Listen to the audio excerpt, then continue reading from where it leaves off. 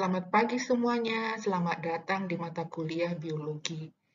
Nama saya adalah Rosma Hasibuan yang berasal dari jurusan proteksi tanaman. Topik kita hari ini adalah mengenai struktur dan fungsi molekul biologi besar. Sebelum Ibu mulai, Ibu akan memperkenalkan materi yang akan diberikan oleh tim. Di sini saya, Rosma Hasibuan, akan mengajar selama 6 tatap muka. Anda bisa lihat di sini, jadi materinya adalah di sini ya. Jadi selama 6 kali Ibu akan memberikan kuliah. Diteruskan oleh Pak Randy di sini ya selama 5 kali. Dan nanti oleh Ibu Susi dan Ibu Aulia akan memberikan yang terakhir. Sekarang kita melakukan overview ya. Jadi kira-kira apa sih makromolekul itu? Nah, sering disebutkan di sini adalah molekul ini of life. Mengapa demikian? Karena ini adalah tentang kehidupan molekul yang membentuk seluruh makhluk hidup. Disebutkan di sini, all living things are made up of 4 classes of large biological molecule. Yang pertama adalah digolongkan kelompok karbohidrat, dan yang kedua adalah lipid, yang ketiga adalah protein, dan yang keempat adalah asam nukleat. Kita bahas nanti satu persatu ya. Tapi sebelumnya kembali lagi di sini tentang molekul kehidupan atau makromolekul. Disebutkan di sini makromolekul ini are large, jadi besar ya. Large molecule composed of thousands, ini ya ribuan of covalent connected atom. Jadi terdiri atas beberapa ribuan atom.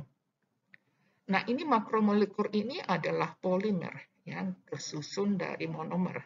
Tapi tidak semuanya nanti disebut polimer. Ada yang tidak polimer, yaitu lipid. Nah, disimpulkan di sini molekul biologis, jadi ini makro, disebutkan di atas the molecule of life atau makromolekul, disebutkan juga jadi molekul biologis berukuran besar adalah makromolekul organik yang disusun dari molekul di sini atom menjadi struktur yang kompleks. Jadi disebutkan di sini merupakan polimer yang tersusun dari monomer. Nah, ini adalah polimer. Ada karbohidrat, protein, asam nukleat. Sedangkan lipid tidak polimer.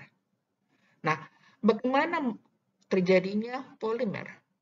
Polimer itu terbentuk ya dari proses dehidrasi ya. Jadi di sini dalam proses ini mengeluarkan air atau melepas molekul air. Kita lihat contohnya di sini. Ini adalah satu molekul polimer yang pendek. Ini adalah monomer. Kalau mau bergabung, dia melepaskan air di sini sehingga terbentuklah polimer. Terus, jadi, nah sebaliknya apa? Bagaimana misalnya polimer itu terhidrolisis? Ya, di sini adalah dengan penambahan air. Ya, jadi kita lihat di sini, polymer are resemble to monomers by hydrolysis, a reaction that essentially the reverse of dehydrasi. Jadi ini kebalikan proses dehidrasi tadi untuk pembentukan. Nah, kita lihat di sini, ini adalah polimer yang panjang tadi. Ya. Nah, kalau ini akan diuraikan, dia harus ditambah H2O. Sehingga terbentuklah di sini ya, yang kecil, pendek, dan monomer. Kita awali dari karbohidrat. Karbohidrat, apa itu karbohidrat? Tentu Anda sudah tahu ya, penyusun tubuh. Ini adalah sebagai sumber energi dan pembentuk menyusun materi dalam tubuh organisme. Sehingga disebutkan di sini karbohidrat berfungsi sebagai bahan bakar dan pembentuk molekul dan penyusun tubuh. Apa yang menjadi bentuk sederhana dari karbohidrat? Bentuk sederhananya adalah monosakarida atau kita sebutkan gula rendah. Kemudian karbohidrat ini adalah makromolekul, sehingga kita sebutkan di sini adalah polisakarida. Jadi polimer dari karbohidrat ini tersusun dari beberapa ini, jadi building blocks, jadi susunan dari monosakarida tadi. Contoh dari gula ya, monosakarida, jadi glukosa yang sering kita konsumsi. Nah, ini contoh disakarida, ini tersusun dari 2 monosakarida. Yang mau ingin tahu, ini adalah sama seperti POP. Ini tadi ya reaksi dehidrasi, pelepasan H2O dari glukosa membentuk sukrosa di sini.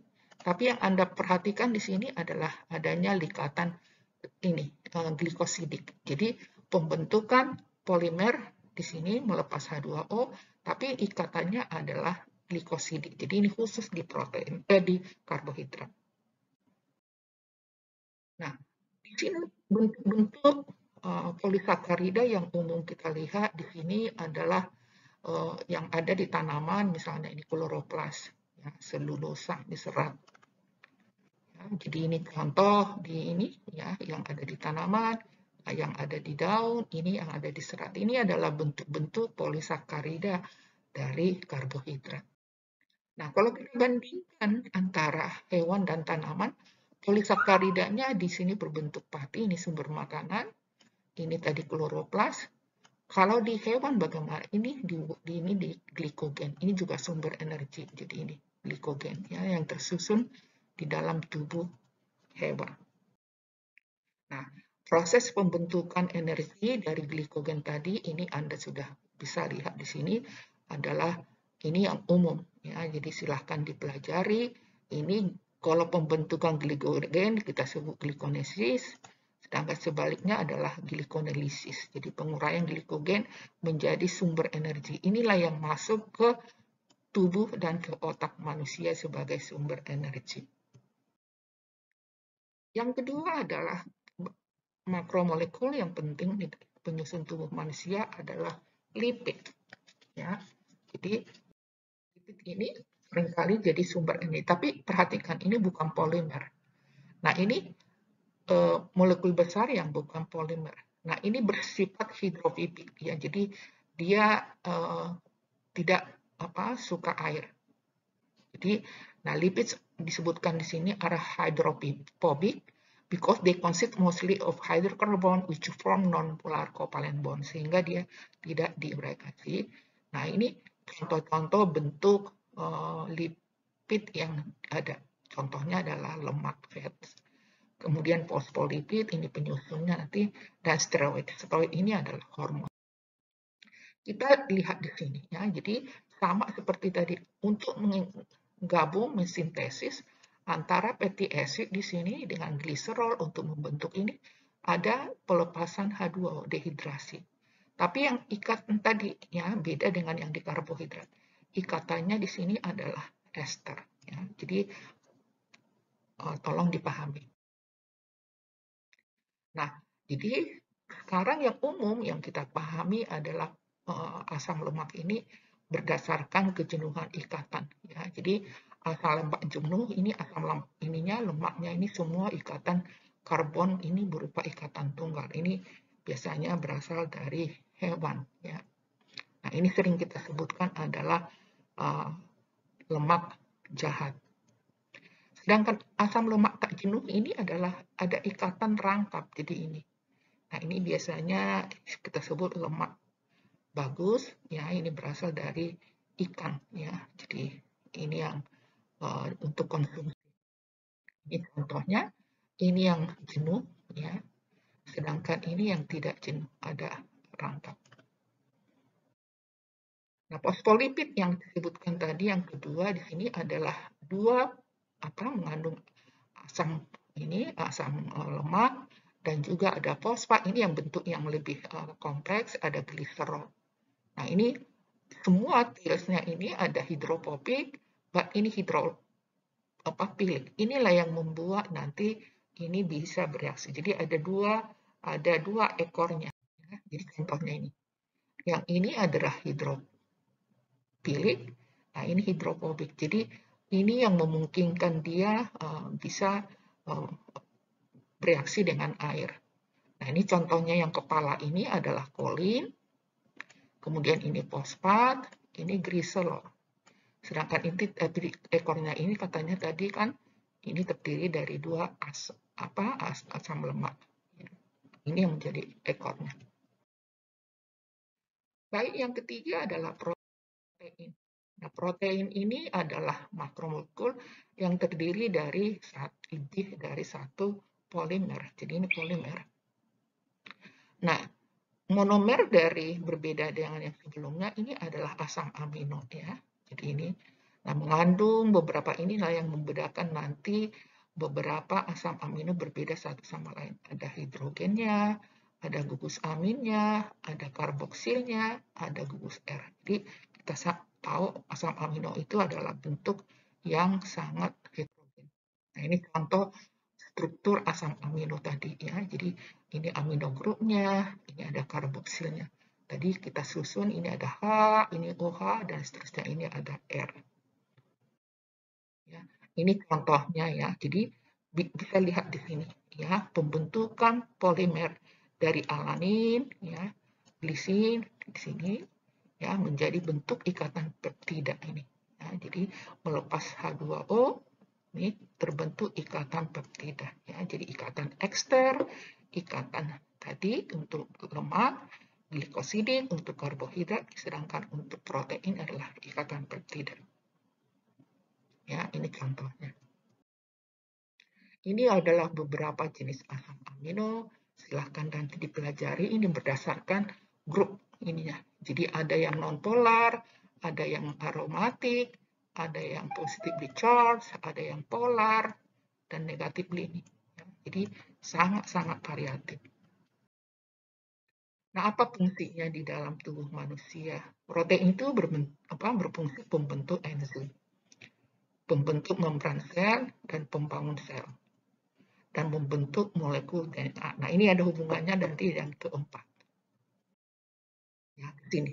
Jadi, asam nukleat. Jadi, ada hubungannya nanti dengan asam amino. Kita sebutkan di sini adalah tempat penyimpanan dan juga tempat untuk transmit sifat-sifat. Jadi, ini menentukan sifat-sifat keturunan ya. Jadi informasi keturunan. Jadi antara yang tetua dengan keturunannya ya. Nah, ini jadi tetap jadi ada hubungannya nih asam amino sequence ya. Ini adalah polipeptida. Nah, ini nanti yang disebutkan tadi gene heredity di sini ya. Jadi ada hubungannya dengan